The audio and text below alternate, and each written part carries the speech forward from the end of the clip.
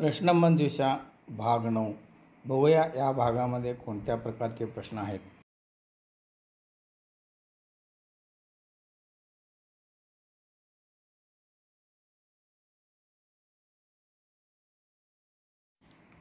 अशा प्रकारचे प्रश्न आपल्याला विविध सामान्य ज्ञान स्पर्धा परीक्षा NMMS, जी, नीट, MPSC, STI, स्कॉलरशिप यासारख्या अनेक परीक्षेत विचारले जातात. आपल्या ज्ञानवृद्धीसाठी अवश्य वाचा. प्रश्न पहिला. आकाशातील ग्रहगोलांचे निरीक्षण कोणत्या साधनाने करतात? तर याचं उत्तर आहे दुर्बीण.